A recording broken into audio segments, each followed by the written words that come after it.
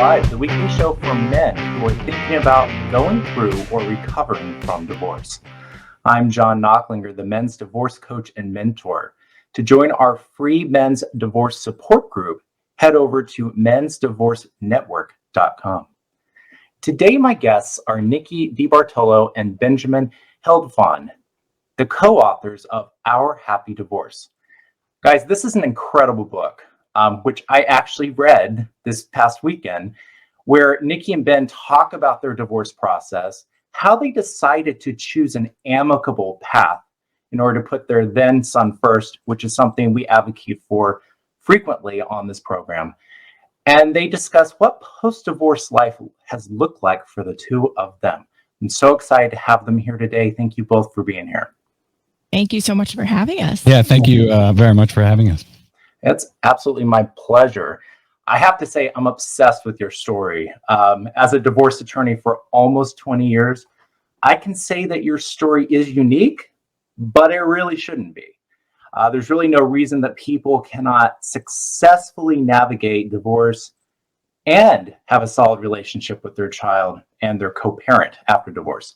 I was particularly struck, guys, when combing through all your social media. Yes, I stalked you both quite a bit, at all of the pictures of your son with your new spouses, and how you have this entire family. Of course, the holiday cards. I know you guys talk about that sort of thing.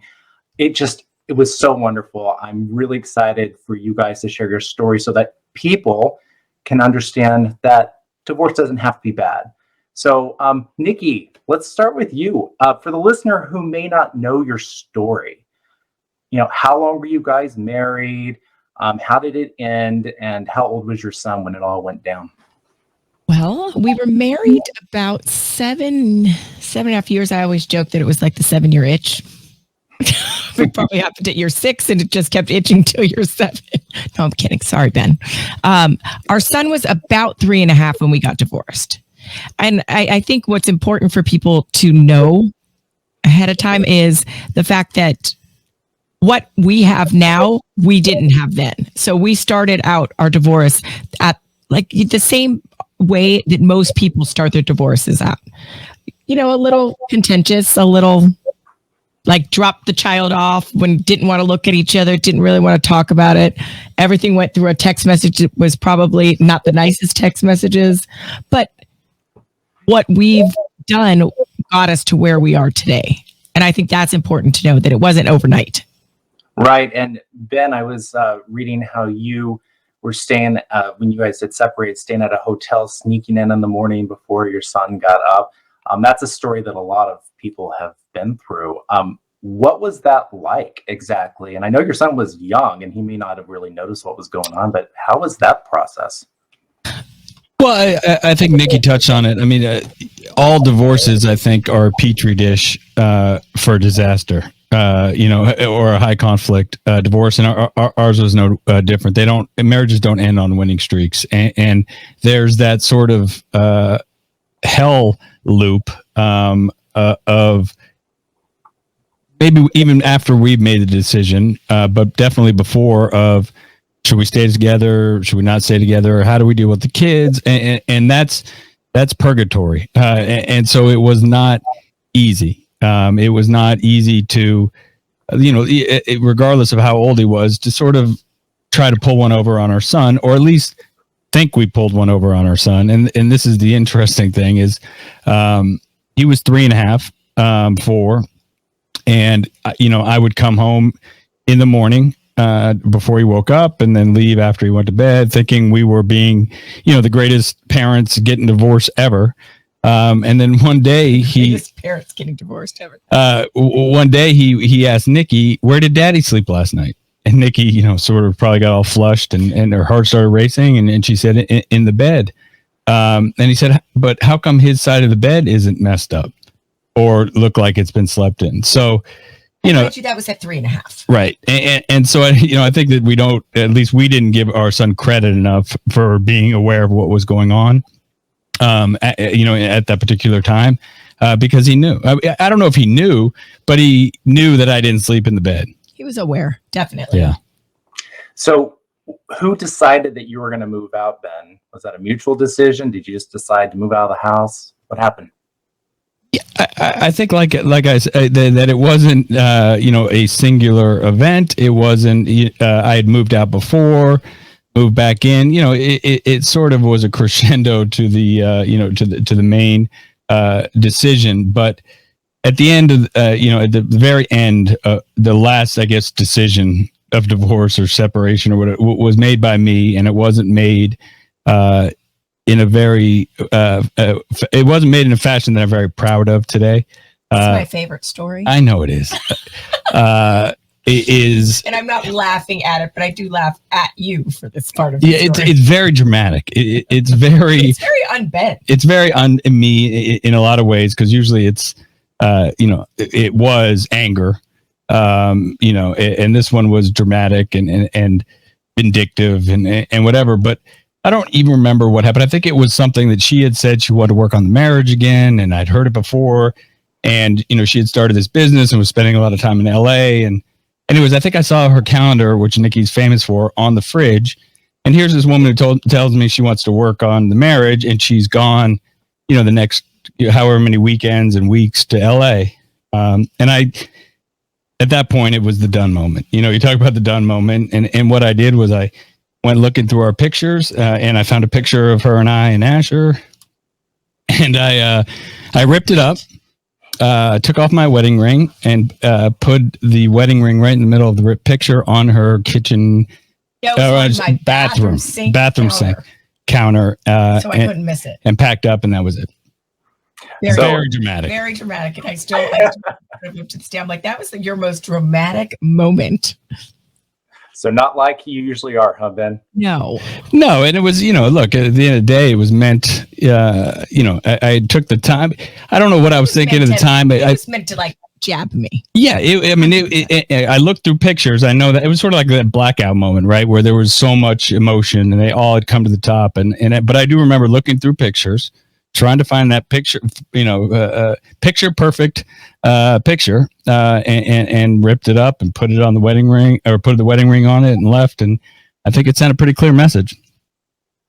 How clear was that message, Nikki? Oh, it was very clear. But he knew that was the one thing that would really get to me, because I didn't come from a broken family. So I always thought, okay, it's never going to be me.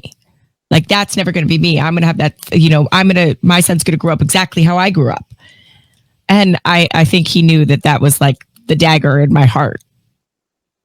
So I know that you guys described your relationship sort of as being roommates for a period of time before you ended up getting divorced. Is that how you felt too, Nikki? Because I know Ben was just saying that you wanted to continue to work on the relationship. Was that just because you had grown up without being in a broken house, and you thought, well, I have to work on the marriage because this is just how things are? Yes, and I'm just a fixer for everything. Like I feel like there's some way that you have to try every aspect of something in order to fix something. Like, that's just in my nature to do that. And I think in the beginning, I really thought, okay, we could do this, or I could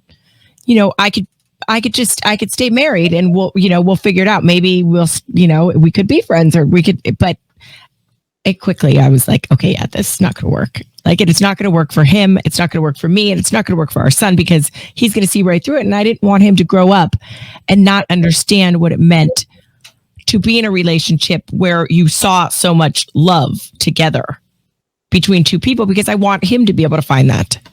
Yeah, I think it could go probably many ways, but the three ways that ours could have gone was, stay together. Obviously, I see Nikki now look at her husband. She never looked at me like that. She would never have looked at me like that. And that's not, I know Nikki loves me, but there's obviously a difference between in love and stayed together, and never had our son really get the opportunity to see his parents look at each other like that, or express love, or to show love. Or we could have gotten divorced and gone bad, and had a high conflict divorce. Or we could have taken the route we took, and two out of those three are very detrimental, harmful to children, to the kids, I think. And so staying together for the kids could maybe just be as harmful as as a high conflict. I could not agree more. I frequently say that kids don't need married parents, they need happy parents. And I think a lot of times we forget that. Also, I mean, what are kids seeing? They're seeing what relationships are supposed to look like and what they're not supposed to look like. So that's a really good thing that you guys were able to get through this. So that's a great. I know you came from a family where there was divorce. How did that impact you as you were going through this process? I don't want to say it's funny, but I think it's telling on when we talk about divorce and we talk about the emotional side of divorce, and how powerful that is. And obviously for men, at least for me, divorce pushes every big FU button that I have, and that's romance and finance, and it pushes those buttons very quick and very fast. And so when I left the house in that dramatic moment, sort of not really like me, and then I called this lawyer, and it was all about, destroying Nikki. And I was making all of these decisions based on the emotional side of divorce, not necessarily the business side of it, which it is at the end of the day, a business decision.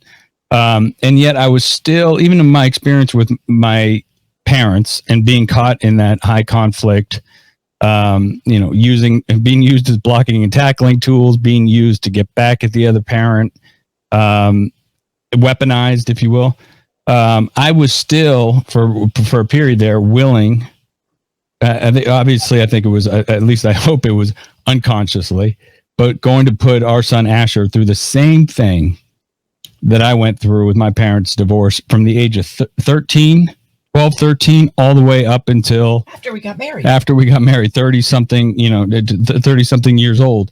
And so that to me was the most telling part of how intense the emotional side of it is that I was still going to put my kid through that, even though I had that shared human experience of hell with my parents growing up. And growing up in that kind of environment is just an awful, uncomfortable, hurtful, place to grow up, and to have to sit there and hear one parent talking bad about the other parent. And I remember saying something once to my mom about, please, don't talk to dad, trying to express myself and express my truth and my experience. And it was quickly shut down by, guilt and all this other stuff. So I learned not to do that again. And so I had to learn to, just internalize, my feelings, because I didn't have a place to, express them. And that hurts children more. Yeah. And just the idea of being involved or growing up in that environment from, I played sports, and mom and dad would come to a sporting event, and, having to walk over there, and here's the thought process. And I still remember it. Okay. I said hi to mom I think I went over to mom last time.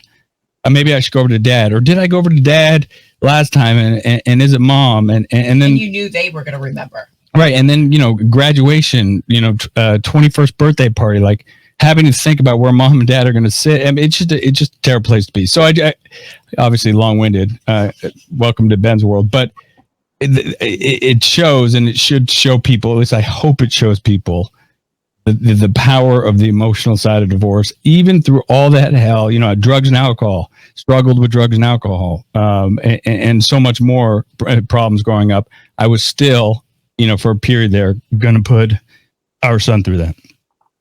Yeah, and unfortunately, I'd say that the experience you had been going through your parents' divorce, that's actually the most common experience. Oh, it is. People have, because people just do not know how to navigate divorce. I frequently say, as a divorce attorney, I'm running an adult daycare because it's like Behave. Well, I feel like everyone reverts back to high school, and it's really interesting. You'll see like people that are in their 50s and 60s acting like they're 16 years old. And it's always been interesting for me to see. So it's like the check and balancing. Like people think they get the stars when they behave. Like they're like, oh no, we want more stars than you get. Right. And they always want to get that last win in with their ex-spouse. So Nikki, he had his unbeen-like moment where he was, arming his grenades and ready to, try to destroy you. What happened next? I think for me, I sort of knew where he was going and like what his mindset was, because I mean, just from the lack of conversation that he and I would really have together, I knew where his mindset was. And I kind of just wanted to sit back and just see where it went to. And I mean, of course, I spoke to lawyers.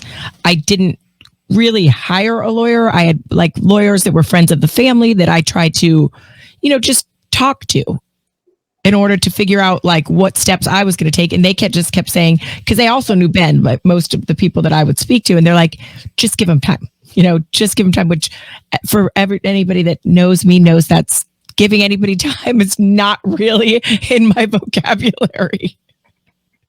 I'm not good at that. So I did give him time, and I kind of hoped that maybe he would sort of turn a corner, but I had no idea if he was going to.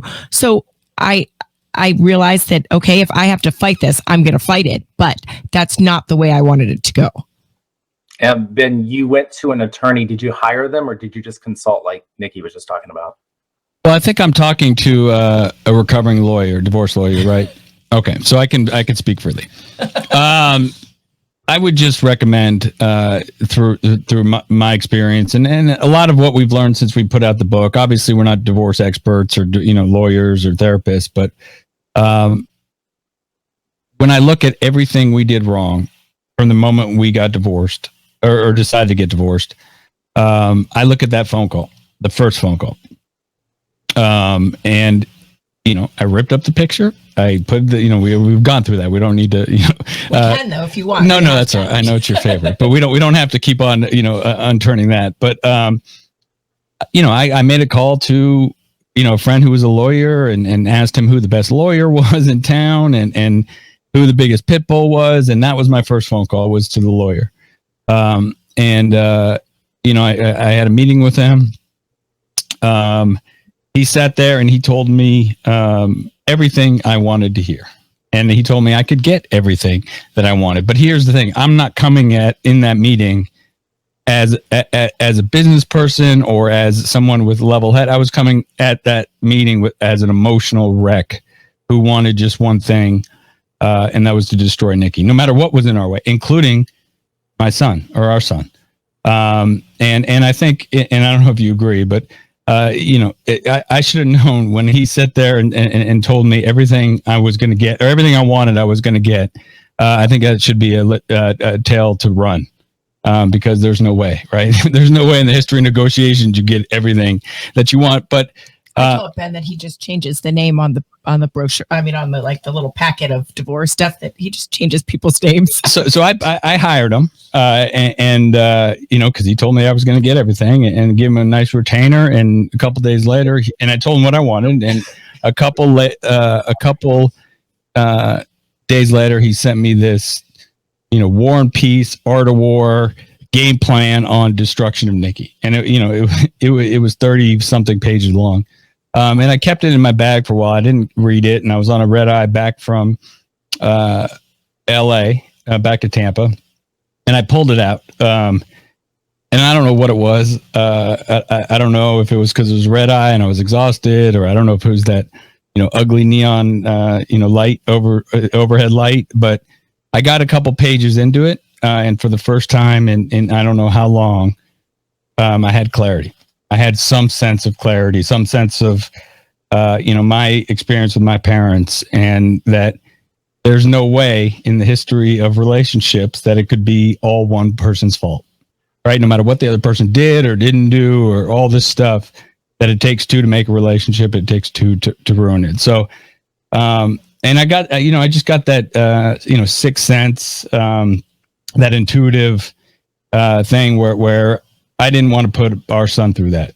And for the first time I could, where I couldn't see it before.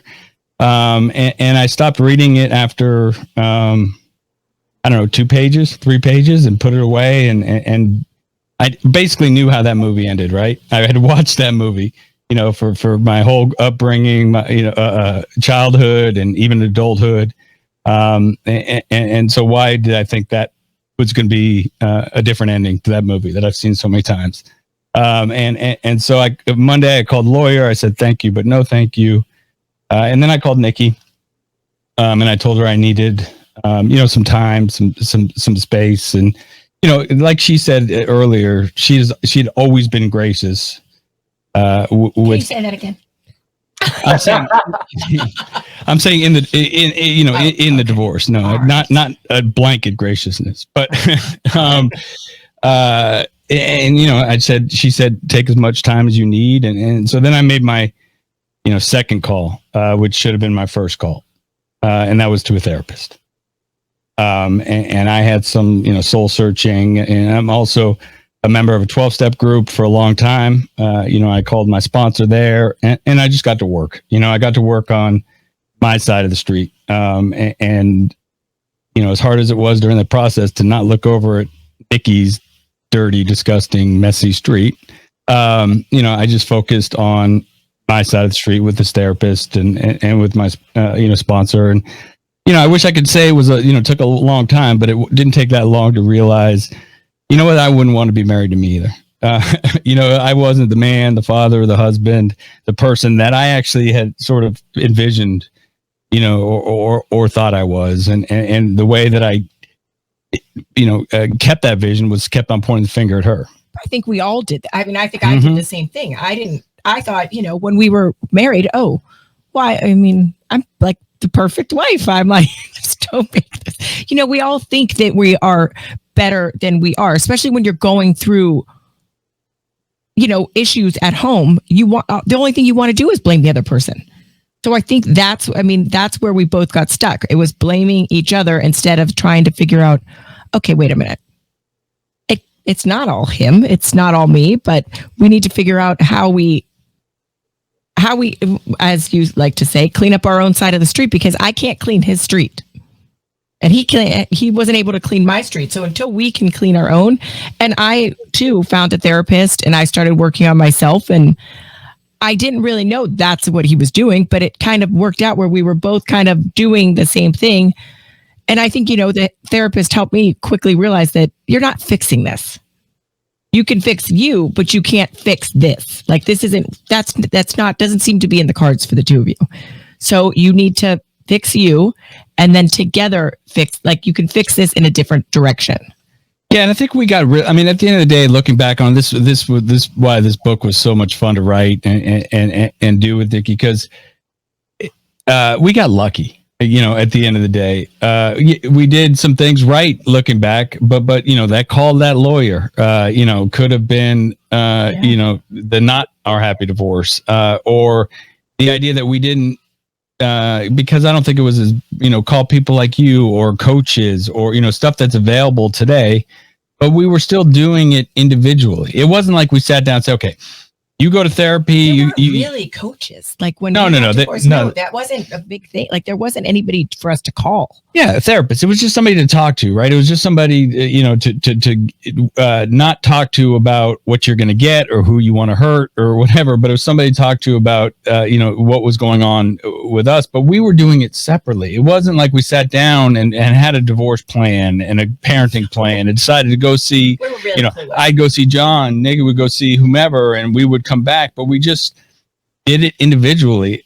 So luck had a lot of work to do, but the recipe worked, right? The recipe of doing, the emotional work first, and time.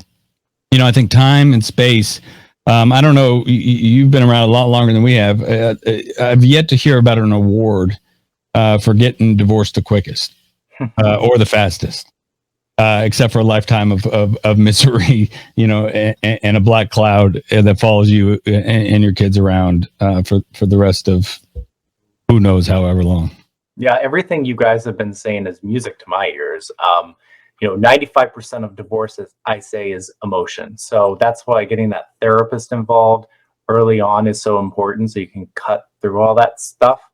And another thing that's really helpful these days, for our listeners, is when you have your own therapist, it's actually not a bad idea to get a joint therapist, not to save your marriage, not marital counseling, but start to remember how to communicate with each other if you've got kids, because, that's something that communication sometimes gets lost. But, Ben, had you not read this, I would love, by the way, to read this 30-page blueprint on how to destroy. So funny. I would love to see that. I was looking for, I've moved a couple times and he didn't email it to me. I thought it would be somewhere stashed in my email. I don't know if it was a lawyer thing, but he couriered it to me, and I think there was only a hard copy. But right off the bat, I didn't read all of it, but right off the bat, it was this has a hole big enough to drive an 18-wheeler through, which I'm not sure is really a legal term. Legal terminology. Yeah, a hole big enough to drive an 18-wheeler through. Is not really I don't know. Maybe you learned about that in law school, and that's a legal defense. But it just was. It just was part of this problem. I think with divorce, and I was susceptible to do it, and Nikki was too in a lot of ways, probably if things had gone bad. But when you're desperate, or when I'm desperate and angry, I'm pretty susceptible, in those waters. And I think a lot of people are, because that in those waters, divorce attorneys swim, religious extremists swims, cult recruiters swim, and it's a dangerous place because you just want to, at least I just wanted somebody to tell me you're right. Yeah. You're right. What you said earlier, Ben, about if you go to an attorney that tells you exactly what you want to hear, you need to run. I say that all the time. There is no such thing as you getting everything you want in a divorce. It just doesn't exist. So if you've got somebody telling you, oh, you're going to get sole custody of the kids. Oh, you make twice as much as your spouse. You're not going to have to pay anything. Or, oh, you're going to get to keep, all these assets that you acquired during your marriage. Run, because it's not going to help you. And plus, you can't punish your spouse. I don't understand why people have this perception. I'm going to go hire a bulldog and I'm going to punish my spouse. All that's going to happen is you're going to spend all your money. That's all that's going to happen. But you know what? It's funny. We're having this conversation. You can tell people this a million times, but if they don't work on the emotional part, if they don't work on, this feeling of anger and want to destroy their spouse, they can't remember that there's a better way to do this. And it really does get bad, but I'm really happy to hear that at least you came back down to earth, then, from wherever you were, and then you guys had some time to work on each other. So, Nikki, when did things start progressing towards divorce after you guys had this period where things were a little calmer? I think after we had a little time I think it was probably a couple of months, and Ben had called me, which we didn't routinely speak actual conversations during that time. It was more or less just about Asher. And he had called me and asked me to coffee. And I was like, oh God, is he going to try to poison me? Is he going to kill me? What's going on? So we met at a very open coffee shop. Public. It's very public. That was the word I needed. A very public coffee shop. And I was so nervous because I hadn't spoken to him. And I'm like, what am I walking into? Are you sure I should do this? So I was scared to death. But I walked in and I see him sitting there and he had coffee for me. And I was like, oh, okay. That was like a little sweet gesture maybe. So maybe this isn't going to be quite so bad.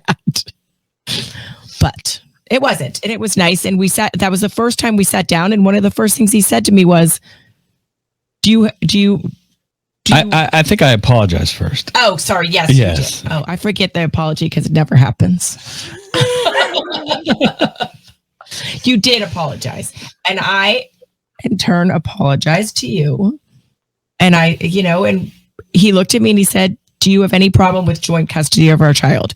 And I said, absolutely not. You're a good dad. I wouldn't want to take any time away from you with him, because it's already going to be time away from him. So I said, no, absolutely not. And Ben said, okay, well, after that, anything else we can work out. Yeah. After the apology. Right. After the apology was a big deal. Yeah, and it's funny, Nikki. Another thing about writing this book with Nikki is hearing her side of the story that I wasn't aware of or present to at the time. I called her. Because we kind of did the book separately and then got to read each other's, which was sort of fun. Right. But one of those things was that coffee shop meeting. And here is this, in Nikki's mind, this guy who, she married, she's known for a while, who did this, very dramatic, thing with the picture. And then all of a sudden I call her and I say, meanwhile, I've done all this work on myself and I've realized that I wouldn't want to be married to me either. And I had I had no idea. Right. Right. And I had to clean up, for me, the wreckage of my, actions and behaviors. And so part of that process was making it right with Nikki and repairing some of the stuff and explaining it to her. So I called her, with this levitating new spiritual awakening that I had, and said, will you come to coffee? But from her perspective, that I never saw or never was aware to, she knows the band who ripped up the picture and did all this. So it was, it's just a different way, but I could see her perception, her experience. Everybody I knew. Yeah. What should I do? Right. What it wasn't the coffee or asking her coffee wasn't done vindictively or, to try to make her sweat it out like maybe the picture had been. But getting her the coffee was a little disarming.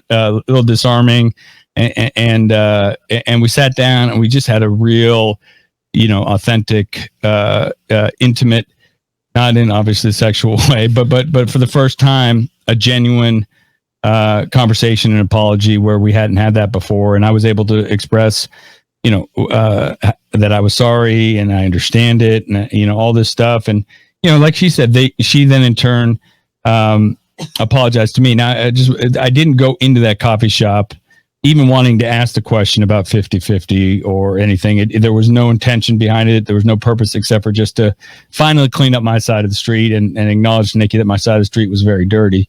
But when she apologized to me, all of a sudden there was some space, that breath didn't become, it was like something like the heaviness was like just sort of lifted a little bit. I mean, we didn't look after that coffee shop. It wasn't our happy divorce. Right. Yeah. We didn't do Christmas cards right after and go on family vacations, all that, but it just was a little bit easier. And at that point I felt comfortable asking her that question about, 50-50. And she said, absolutely not. And I said, all the other we can work out. So it sounds like you guys didn't have any trust issues at that point, or did you? Because that's really the key to being able to have an amicable divorce, is being able to at least trust that the person that you're talking to isn't going to try to screw you. That at least they're somebody that you can talk to. Did you guys have any trust issues, or were you good with each other? I think we were cautious. Yeah, I think cautious. I think there might be a distinction between. I would say at that coffee shop, there was forgiveness and there was compassion, and there was understanding. Right? We were cautious. I don't know if that necessarily equates to trust, right? I think there still can be some trust issues, especially with some of the wreckage of the past and personalities. And I mean, even today, are you just going to say you don't trust me? No. I'm just saying she knows how to push my buttons. I know how to push her buttons. We have a long history together. Yeah. I mean, like brother and sister though. Right. And so, I think we were at least willing, to let go of some of that and look, and that's a good point. We were willing to go forward and not, there's a car accident behind us. There's fire, smoldering car, maybe some bodies. We at least occasionally we'd still do this. Yeah. You still look back at it, right? You still acknowledge that it's there, but we're not at that point looking, and this is just all looking, hindsight, but we didn't sit there and pick up the smoldering pieces and stare at the dead bodies, and all that. And that was a little graphic, but, maybe dramatic. And there it goes. Maybe I am dramatic. But so I think, I don't know if the trust was gone, but at least there was a willingness, to acknowledge the past. Nothing we could do about it. But we know, we both had a part in, but we could move forward. And at least we didn't have a car that just had neutral and reverse now. At least we had a car with forward or drive that went forward. You're full of the analogies, Ben. Yeah, I'm a platitude jerk. So, Nikki, we know that Ben kind of got a little pissed off. Did you have any periods where you were angry at the beginning of the divorce? I think I was more of a roller coaster, where mine was, I didn't stay angry for long periods of time. It was just a whole entire roller coaster of ups and downs, because I don't know. And I think being a woman, and I was young, and I think I was more afraid than I was angry, if that makes sense. I was afraid. I mean, I was scared to death to be a single mom. Yes, he has a father, but to me, I was like, oh, I'm going to be a single mom. What does that look like? What does that make me look like? So all that went through my head, and I was like, oh, should I be embarrassed that my marriage couldn't work? All those emotions, like that, I think is what was one of the hardest things during this time for me. Ben, did you have any of those similar fears about being a single father and about what life was going to look like after divorce? Oh yeah. I mean, for me, a lot of the same things, right? Chicks dig kids, though. Yeah, but then do they dig a guy who's been divorced, and what is? I mean, I think both. That might be a uniform sort of thing of saying that you're young. It's not like you're it would be you just got divorced at 55 or something like that. To me, it was like, oh my gosh, how did that? Like, how do you get divorced when you're that young? Right. And what does that say, when you say it to somebody else, and what do they, is there stigma attached to it, or, whatever. But I think for me, the single dad, and you were a mother, but half the time he was with me, and stuff got real quick. You right? I mean, I think it was one of those things that, you didn't learn how to cook. Yeah, I did. You did? Yeah. Waffles and Eggo waffles and all kinds of good stuff.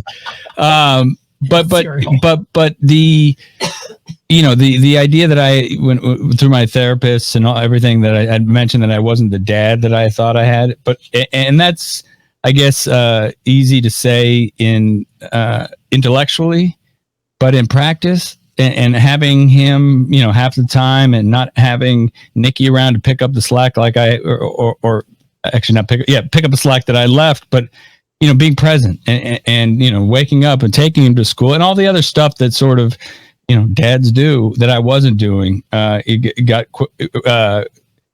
real quick, like I said. But I think, the emotional side of it, was tough, because for me, we get a lot of stuff from our parents, right? And most of it is a rebellion, or, I'm not going to be like them, and unfortunately, more times than not, we do become like them.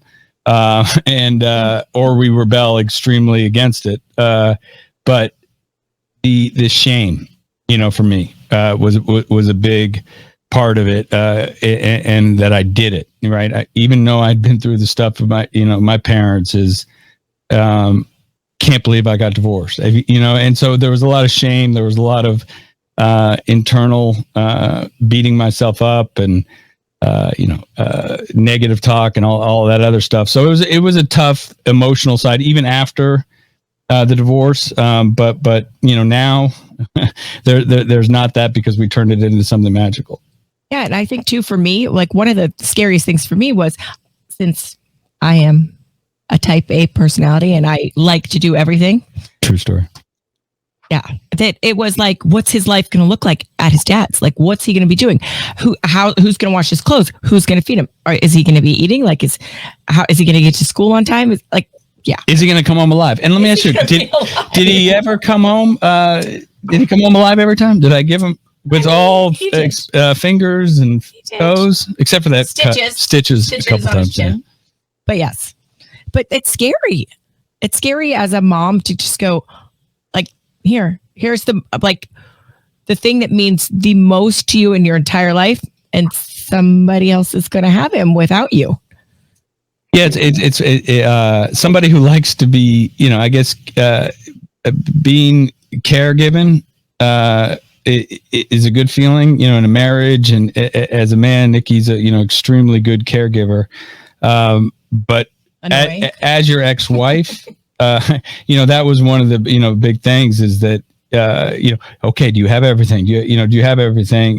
Does he have everything? Do you have food? Do you have all this stuff? Here's his bag. I still do it. Well, you still do it. And now I've learned to love it. But in the beginning, it was like, and that's some of the stuff that we had to work through of, he's going to be fine, but not react out of, you're not my wife anymore. You don't have, I can do it. And so I still go over your house and clean his closet out.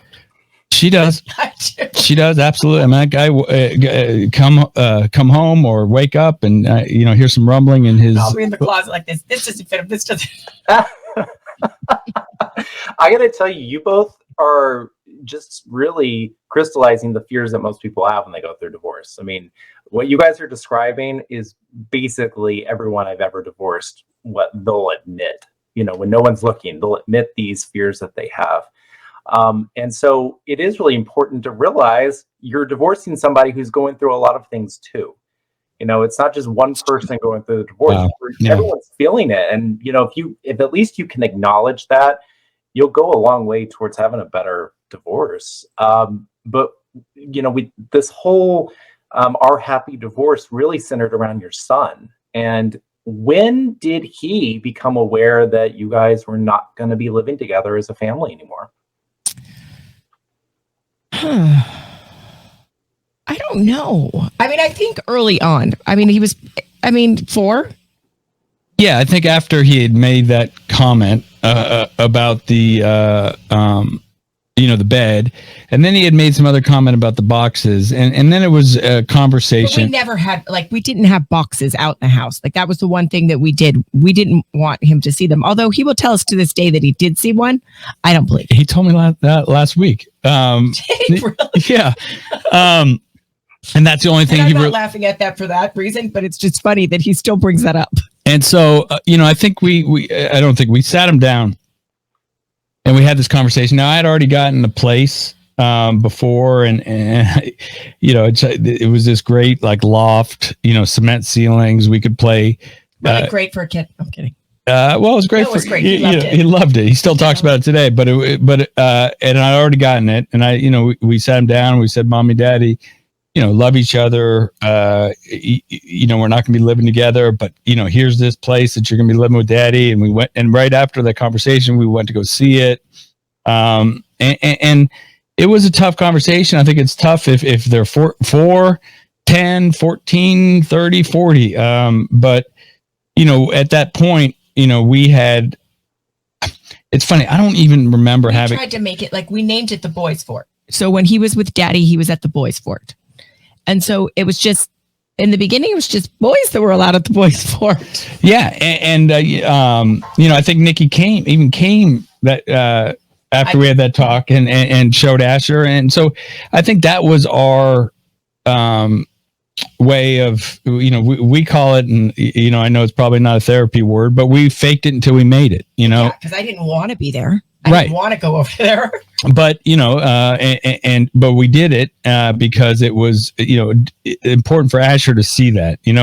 School events, plays in the beginning, we would sit next to each other, because I had that experience of my parents not sitting together and having to walk over and think about who you said hi to first or hugged first. And so all these sort of things in Asher's life we did together. Now, if you had given me, 100 million people at that time that I would get to sit next to at Asher's school event, I don't think Nikki would be in the top 100 million. But we did it, and it was uncomfortable, right. And it was, uncomfortable. But again, we did it, and then it became a little easier. And somewhere along the line, we crossed that line into making it where it wasn't horrible, where I actually wanted to sit next to her, and I would hope that she wanted to sit next to me. But and so every step along the way, we started to communicate better, and we started communicating like people who loved each other and friends and parents of this beautiful boy. Yeah, I think that you guys are describing how every parent should act when they're getting. You mean like an adult? Yeah, like an adult. Sit next to somebody. I mean, You're going to sit next to a stranger at the school play. At least you're sitting next to somebody you know. Right. I always find that interesting that people can't even sit next to each other, but it's really, really common. So your son, he's living with dad in this man's cave thing. Did he ever tell you guys, Mom and Dad, I really want you to live together, or did he never vocalize that? He did. And I think too, he did it. He didn't like every child. I think it was, I wish you two were still married. My life would be easier if you two were still married. The back and forth in the books. If you forget a book at mom's house and you have to drive it to, I want this pair of shoes, but this pair of shoes happens. So we tried to make it as easy as possible. But we always tell the story too, that how old was he when you took him on that fishing trip? That was probably 3-4 years ago. Maybe 5, yeah. So he was like 15 or 16 years old, and Ben had taken him on a fishing trip, and he looked at him and he said, "Hey, Dad, this divorce has really been hard on me." Ben's first reaction is, "You little jerk. You know how hard your mom and I worked on this?" But he's like, "Hold on a minute. Wait a minute. I can't say, you know what? You're right. Divorce sucks. No matter how easy we tried to make it on him, and how much he knew we loved him, and how the relationship we were building up until 3 years ago, he was like, you know what? This stinks. I would much rather my parents still be married, and even though he loves our spouses." I think that is the example that however long after the divorce, 10 years, 11 years, that he had a space. He had a space to express his truth and and with me and my parents' divorce, there was the event, right? Mom and Dad sat us down in the kitchen table, and you never talk about it. And they said, "Mom and Dad are getting divorced," and that was it, right? And as a 12-year-old who's going through a lot of stuff and having a lot of questions and a lot of confusing things, with no space to express anything, or no, my emotions or whatever, is okay. This is bad. This doesn't feel good. I must be bad. And then internalization is what I did, right? I must be bad. And, that led into, a lot of patterns of my life that didn't work out so well for me, including relationships. But, we'd always tried to give Asher space to express himself and to talk about it. We got him into, kids to see a therapist. And, kids are hard to, express feelings, but we tried to do it where he always felt comfortable expressing his truth or what he was going through. And that, that thing a couple years ago, or that thing he said the other day about the boxes, is because we talk about it. At least we try to talk about it the best, that we can. But the expression is so important for kids, because I didn't have it, right? I didn't have it with my parents, and all this other stuff going on externally. It's like, well, what about me? I'm here. See me, right? I'm hurting. I know you two are hurting, obviously, because you're free to talk about it. And, but what about, my brothers and sisters and I? So there was no, we've tried to always have Asher be able to express himself and his truth. That's wonderful. Well, speaking of relationships, I don't want to not talk about the fact that you both got remarried. So how long was it until you started finding this next person, and how did you introduce them to your son? Well, I got lucky. I should say that my son knew my now husband, Chad, since he was a little boy. He was a friend of our family, and I got unlucky. Ben got unlucky in that situation, because I think that was probably harder for Ben to have to deal with. Like, okay, who's this? Like, you big jerk. Why are you dating my ex-wife? But I think so. It was more of a natural thing when Asher would be around him than it would have been just bringing somebody new in. And I really did get lucky. Sorry. Well, no, you did. Look, but for me, this is, right after, not right after, but this amends and this cleanup, and I'm, like I said, I'm this levitating spiritual giant ready to forgive and forget and all this stuff. And all of a sudden Nikki calls me and says, Chad and I have started dating, and the talk about a test to our newfound path is that's one of them, because that's the romance button, right? That's the big FU romance button to my ego. And I tell a story because it sort of encapsulates it's everything. Is I was coaching Asher's baseball team, little league team, and Nikki called and said Chad's going to come to the game, and again, communication. And so I see him in the stands. I got kind of one eye over there. I'm like, oh God, this is going to go down. Like, this is going to, how are you going to handle this one, Ben, after the game? And, the kids clean out, don't clean out the dugout. They just leave, and the coach is cleaning out. So Asher ran over to Nikki and Chad. And after I was done getting everything together, I was walking over there, and I was having this full on dialogue with myself, and it was okay. What's best for Asher? Like, this is your moment. This is either going to sink it, or you're going to be able to grow through this. So I walked over there. My stomach, my emotions, my spirit, everything's just doing, fighting each other, and the washing machine of feelings. And I go over there, and the first thing I do was give Chad a hug. Looking back on it, it's probably the most awkward man hug ever in the history of man hugs. But it was just my way of showing Asher that it was okay. It was okay that to love this man, to be with this man, like, don't feel bad. Then over the years, the hugs got a little easier, and now they're not awkward man hugs, but they're authentic. He's a great man. Like I said earlier, Nikki never looked at me the way that she looks at him. They are in love.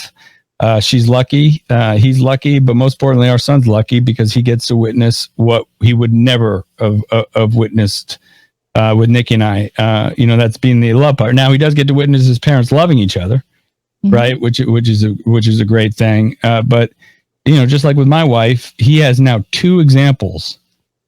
Well, actually 3. I mean, again, I don't want to shortchange our relationship, but of what it looks like to have a healthy, happy relationship, and that's another example I think we can give our kids.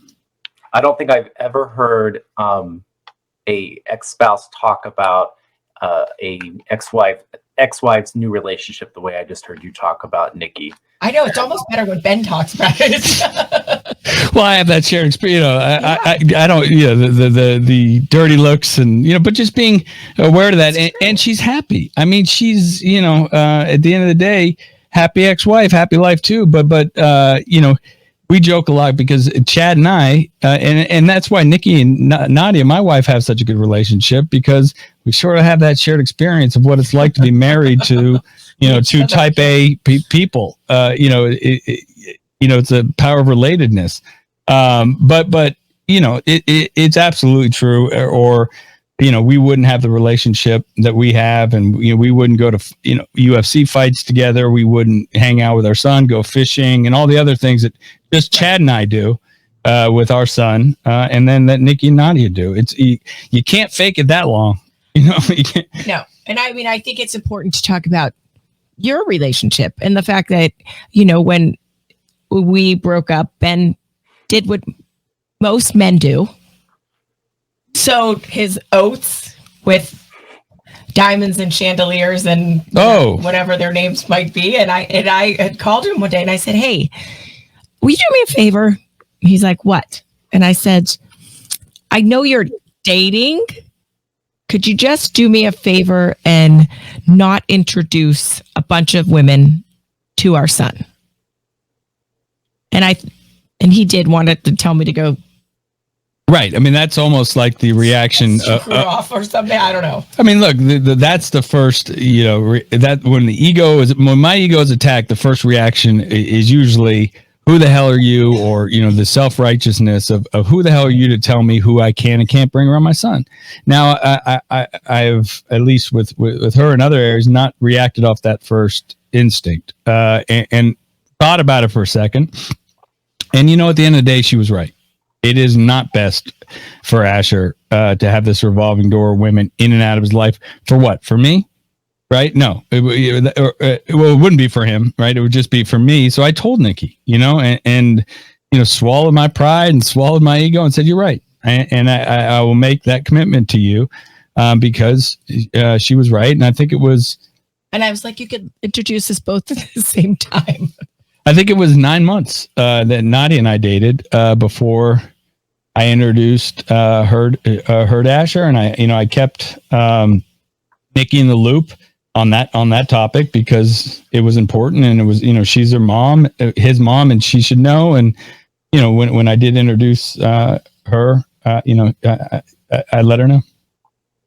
That is wonderful, and it's actually really important to not be introducing your kids to a bunch of people. So I'm glad you went down that road, Ben. Right?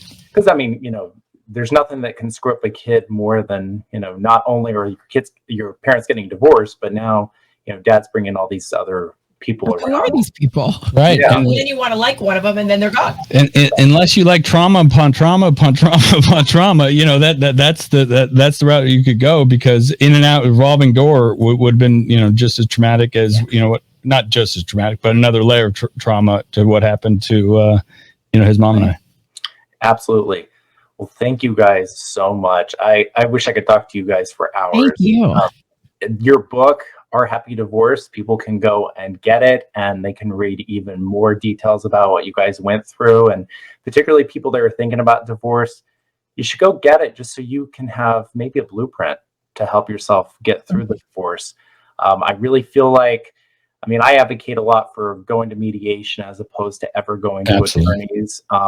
And it's all about education. The more that we talk about these things, the more people recognize that, unlike what happened with you, Ben, you don't have to run out and get an attorney, because you're not going to get screwed as long as you approach it the right way. And so I think if people just, really internalize what you guys have been talking about, you're going to be better off. And more importantly, your kids are going to be better off. And that's ultimately what we're most concerned with. Can I just, I know you have, I just want to add one thing, because we're so aware to our story and how ridiculous it is, sort of this, land of rainbow waterfalls and unicorns. And if you had told us our story 14 years ago, we would have thought you're crazy. So if you're listening to this and you think that this story's crazy, yes, we were there too, and we would have thought it's crazy. We would never imagine we would write a book. We'd never imagine all these beautiful things in our lives. So, just at least stay curious and leave space for the possibility, because she mentioned she was type A, I'm type A too. So if the two of us can do it, we're pretty much determined that anybody can do it. So just leave a little bit of space and curiosity for the possibility. Yep. Wonderful. And people can find you guys on Instagram at Our Happy Divorce. Yes. Lots of great information there, including other podcasts and other things that you guys have been on. So people can go and check that out. Again, thank you guys so much. I will put the links to find your book and all of your social media in the show notes. So if you're listening, you can go there and take a look. Thank you so much. Thank you so much. It was a great conversation. I appreciate it. Yes. You're very welcome. We'll see everyone next time.